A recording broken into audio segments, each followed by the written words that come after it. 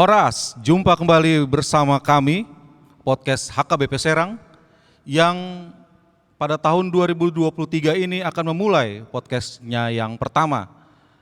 Tapi untuk tahun 2023, sebelum itu kami akan mengucapkan selamat tahun baru buat kita semua, para penonton podcast HKBP Serang, dimanapun saudara-saudara berada. Saudara-saudara sekalian, pada kali ini kita akan menyambung pembicaraan kita yang sebelum-sebelumnya mengenai pelayanan-pelayanan yang ada di HKBP Serang, terlebih lebih luas lagi ke seluruh HKBP. Dan untuk menemani kita pada saat ini, kita akan mendatangkan narasumber yang sudah sangat berpengalaman dan sangat terkenal di HKBP Resort Serang. Inilah Amang Pendeta DFD Tampu Bolon. Horas Amang? Horas Amang, horas. Amang. Ya, jadi Amang di pelayanan HKBP selama 161 tahun ini, menurut Amang apakah seluruh jemaat kita sudah mengetahui dogma HKBP, struktur organisasi HKBP? Bagaimana menurut Amang? Ya, menurut saya kalau menurut umur HKBP yang telah 161 tahun, secara teorinya ya boleh kita katakan sudah sepatutnya jemaat dan majelis HKBP mengenal dogma, struktur HKBP, juga dalam praktek-praktek pelayanan-pelayanan di tengah-tengah gereja HKBP yang boleh kita katakan termasuk gereja terbesar di Indonesia ini dengan jumlah 4 juta lebih anggota jemaatnya dan juga sebagai gereja terbesar di Asia Tenggara. Oke Amang, kalau begitu Amang boleh kita berbagi Amang, apakah dogma itu pertama-tama ini Amang? Mungkin ada yang lupa, ada yang malah belum tahu sama sekali. Ya, dogma gereja HKBP ya dengan istilah HKBP is HKBP, HKBP adalah HKBP. HKBP mempunyai konfesi. HKBP mempunyai dalam bahasa Batak dalam konfesi Panidangyon Haporsion atau dalam bahasa Indonesia kesaksian iman HKBP, di mana itu dituangkan dalam satu buku yang boleh kita katakan buku wajib di tengah-tengah gereja HKBP, Panidangyon Haporsion atau konfesi HKBP, kesaksian iman HKBP, yang berisikan beberapa pasal di sini. Dan konfesi ini sudah ada mulai tahun 1951 dan dengan memenuhi kemajuan-kemajuan zaman atau revisi-revisi mengikuti tata bahasa Indonesia Ejaan Baru, dan ini juga ada konfesi tahun 1996, dan inilah yang sampai saat ini masih berlaku. Itulah secara umum buku konfesi HKBP, Panidangyon Haporsion HKBP atau kesaksian iman HKBP. Baiklah Amang, terima kasih nih sudah memberitahukan kepada kami semua mengenai konfesi HKBP sebagai salah satu dogma ya Amang ya, di gereja HKBP seluruhnya. Kemudian kita masuk Amang, bagaimana struktur dari HKBP, mulai dari pusat sampai ke Huria, siapa yang memimpin, apa bagian-bagiannya, bisa Amang jelaskan bagi kami? Ya, bagi HKBP, struktur HKBP kita bisa melihat bagannya dalam aturan peraturan HKBP, dalam buku aturan peraturan HKBP, sebagaimana gereja HKBP mempunyai aturan peraturan. Kita bisa melihat bagannya di sini, bagan daripada struktur HKBP. Ya, kalau kita melihat gambar ini dalam buku ini dituliskan struktur HKBP. Yang paling atas yaitu Sinode Godang. Sinode Godang inilah yang membicarakan hal-hal aturan peraturan HKBP juga dalam pelayanan HKBP di tengah-tengah dunia ini. Nah, hasil sinode Godang itulah yang harus dilaksanakan oleh pucuk pimpinan, dan pucuk pimpinan pada saat sekarang ini yaitu ada lima pucuk pimpinan, dan kelima pucuk pimpinan itu adalah Epurus, Sekretaris Jenderal, Kepala Departemen Koinonia, Kepala Departemen Marturia, Kepala Departemen Diakonia. Nah, kelima pucuk pimpinan ini didampingi oleh rapat pendeta dan MPS dan badan audit. Itulah struktur HKBP dalam pimpinan, dan juga dari setiap bagian sekjen, kepala diakonia, kepala marturia, kepala diakonia itu dibantu oleh biro bendahara hatopan, biro yayasan Balikbang, dan badan usaha HKBP. Nah, di bawah struktur pucuk pimpinan pusat itu tadi Epurus, sekjen, kepala departemen, yaitu ada sinode distrik, dan sinode distrik inilah yang tertinggi, dan tingkat distrik yang memimpin adalah preses. Nah, preses didampingi oleh badan bidang koinodia, bidang marturia, dan bidang diakonia, dan majelis pekerja sinode distrik. Demikian juga ke bawah nanti ada rapat resort dan pendeta resort, dan pendeta resort didampingi oleh majelis resort dan sekretaris resort. Dan di bawah resort yaitu rapat huria dan pimpinan huria atau uluan huria, pimpinan jemaat, dan didampingi oleh rapat parhalado partohonan yaitu para majelis atau sintua, dan rapat parhalado non tohonan yaitu yang bertugas dalam seksi-seksi yang ada di tiap-tiap gereja. Nah, kalau kita mengatakan Dewan Koinonia, di bawah Dewan Koinonia itu ada seksi sekolah minggu, seksi remaja, seksi pemuda, seksi perempuan, seksi ama, dan seksi lansia. Itulah di bawah naungan Dewan Koinonia. Di bawah naungan Dewan Marturia yaitu seksi sending dan seksi musik. Seksi musik yang bisa kita katakan dalam seksi Marturia ini ada dua. Dan di Dewan Diakonia ada seksi diakoni sosial, mengurus soal-soal sosial, seksi pendidikan, seksi kesehatan, dan seksi kemasyarakatan. Itulah struktur HKBP yang boleh saya sampaikan secara ringkas, dan ini perlu diketahui seluruh majelis dan jemaat HKBP supaya bisa dalam visi misi HKBP di tengah-tengah dunia ini menjadi jemaat misioner, jemaat yang menyampaikan kasih Tuhan di dalam pelayanan di tengah-tengah dunia ini, dan menjadi visi HKBP, visi misi HKBP pada saat ini. HKBP menjadi berkat bagi dunia. HKBP gabe pasu-pasu di Portibion. Demikianlah Amang. Baik Amang, terima kasih sudah disampaikan sangat lengkap dan terinci sekali ya. Mulai dari Sinode Godang, Epurus, Sekjen, Kepala Departemen, Biro-biro, Preses, bahkan sampai ke bawah ke Pendeta Resort, ke Parhalado, semua. Kemudian dan jemaat terakhir ya, yang paling utama itu adalah gereja, adalah jemaatnya tentu Amang ya. Jadi tentu kita juga ingin mengetahui Amang, semua kan sesuai dengan pelayanan Tritugas panggilan gereja Amang ya. Saya sampai lupa itu Amang.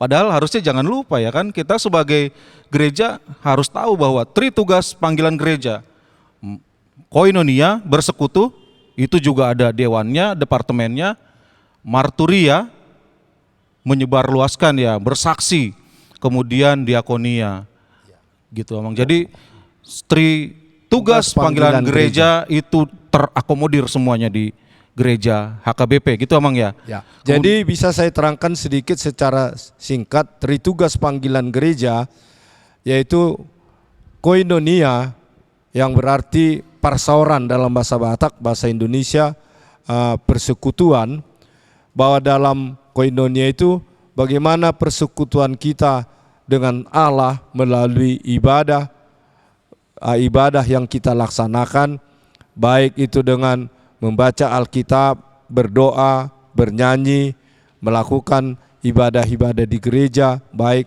ibadah-ibadah rumah tangga, baik ibadah-ibadah pribadi. Jadi koinonia itu bagaimana persekutuan kita dengan Allah dengan baik dan juga sesama. Dan kebersamaan kita dalam persekutuan kita itu bisa kita lihat dalam ibadah di gedung gereja, juga ibadah di ibadah-ibadah rumah tangga setiap minggunya, juga ibadah di rumah kita masing-masing. Dan yang kedua yaitu marturia, kesaksian. Bagaimana kita menyaksikan kasih Allah ke tengah-tengah dunia ini dalam Yesus Kristus, mewujud nyatakan perdamaian dengan Allah, juga kita dengan sesama kita, supaya hidup di dalam kedamaian dan kerukunan, yaitu merupakan kesaksian di tengah-tengah dunia ini. Yang ketiga diakonia, parasirohaon katanya dalam bahasa Batak, dalam bahasa Indonesia pelayanan. Bagaimana kita sebagai tubuh Kristus melayani di tengah-tengah dunia ini, menunjukkan kasih kita bagi orang-orang yang lemah, kita membantu sesuai dengan keberadaan dan kemampuan kita. Itulah tugas panggilan gereja. Oh, terima kasih Amang. Kami dapat bonus berarti nih mengenai struktur. Kami dapat juga nih mengenai tugas panggilan gereja. Nah, setelah seluruh struktur itu sudah kita bicarakan, kami juga ingin mengetahui nih Amang, masa tugas dari masing-masing jabatan tersebut, mulai dari Eporus sampai dengan pendeta resort ya, atau preses mungkin ya. Kita mungkin ada yang belum tahu berapa lama sih gitu Amang. Bisa Amang? Ya, sesuai dengan aturan HKBP pada masa sekarang, masa tugas daripada Eporus atau pucuk pimpinan yang 5 orang tadi itu 4 tahun, sekali 4 tahun. Demikian juga para preses. Dan kalau pendeta resort itu sesuai dengan keberadaan, tapi memang secara aturannya, secara teorinya 4 tahun dalam satu tempat, tapi bisa juga itu sampai dengan 2 periode di satu tempat sampai 8 tahun. Nah, dalam aturan juga dimintakan secara teorinya, kalau bisa satu pendeta itu 3 periode lah dalam satu distrik. Dan kalau bisa dia harus pindah. Tetapi itu juga melihat keberadaan pelayanan pendeta itu di tiap-tiap resort, di tiap huria, juga di tiap-tiap distrik. Itu sesuai dengan keputusan pucuk pimpinan. Oh ya, terima kasih Amang. Selanjutnya tentu ada beberapa dari kami semua nih mungkin para penonton yang tugas preses itu Amang. Apa ya tugas preses ya dalam struktur di HKBP ini gitu ya Amang? Kan kalau tugas pendeta resort langsung kita tahu nih Amang, langsung kita berjumpa. Tapi mengenai preses di dalam struktur itu gimana Amang?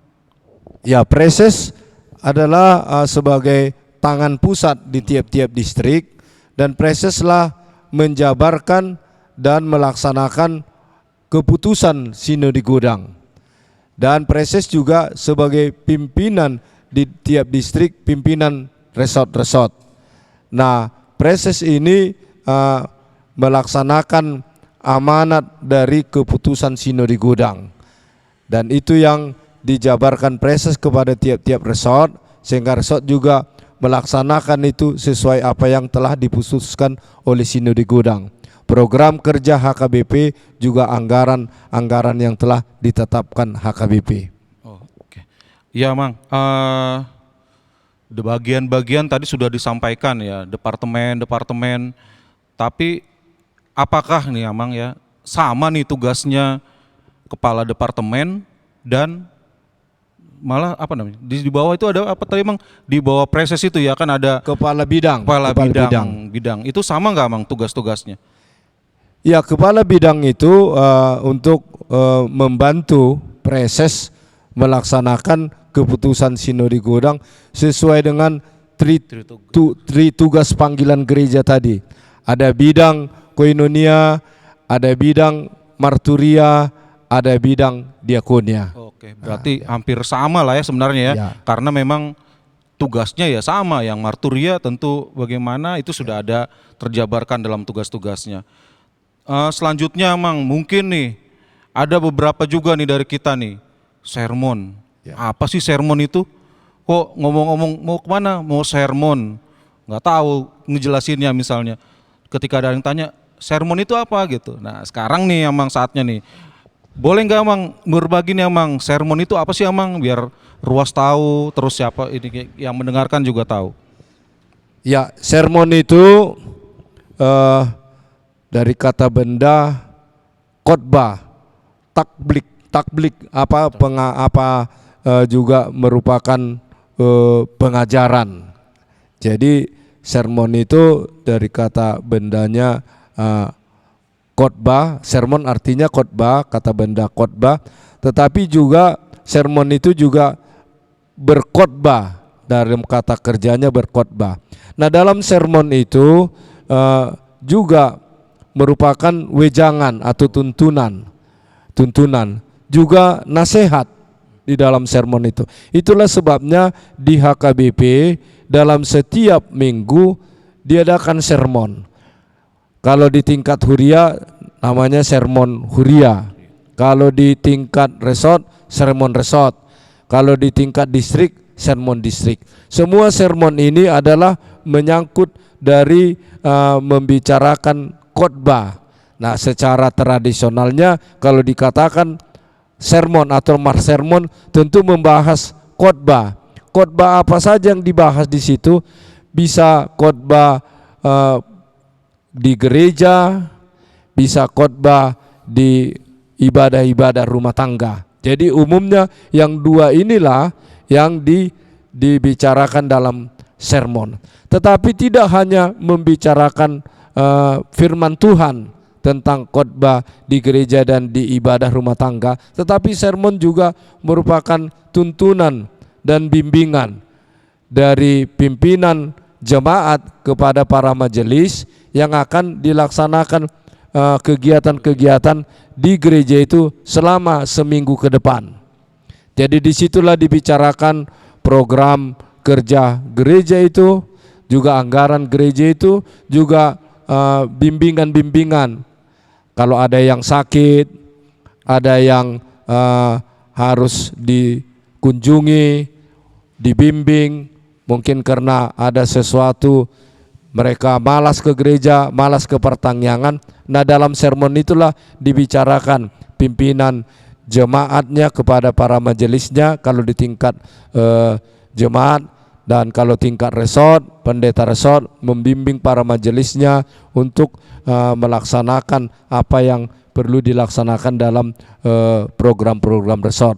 Juga dengan demikian juga di dalam tingkat distrik dipimpin oleh Bapak Preses dan juga para pendeta yang ada di distrik itu, di resort itu, dan juga di jemaat itu. Itulah kira-kira arti sermon, dan tidak hanya dalam membahas firman Tuhan, tapi juga membicarakan pelayanan-pelayanan di tengah-tengah jemaat, di tengah-tengah resort, juga di tengah-tengah distrik. Ya, berarti ini tambah lagi nih wawasan kami nih Amang. Saudara-saudara kami semua yang menyaksikan, sermon itu ternyata bukan hanya mengenai pembicaraan khotbah firman Tuhan, tetapi bagaimana gereja melayani ruasnya, mengerjakan program, mendoakan yang sakit. Di situ emangnya momennya ya, membahas anggaran dan segala kebutuhan buat seluruh jemaat yang ada di HKBP. Nah, kalau di tingkat huria itu Amang, ada berapa macam sermon sih Amang yang ada di huria itu Amang? Ya, sebetulnya di huria itu secara prakteknya sermon itu di setiap gereja itu, dan juga kadangkala PHD itu juga dari secara tradisional di HKBP boleh dikatakan juga sermon itu dalam PHD atau PA, penelan Alkitab, patanakon hatani debata, secara tradisional di HKBP juga bisa dikatakan itu sermon. Partangyangan juga bisa dikatakan itu juga sermon. Ya. Oke. Terima kasih banyak nih Amang.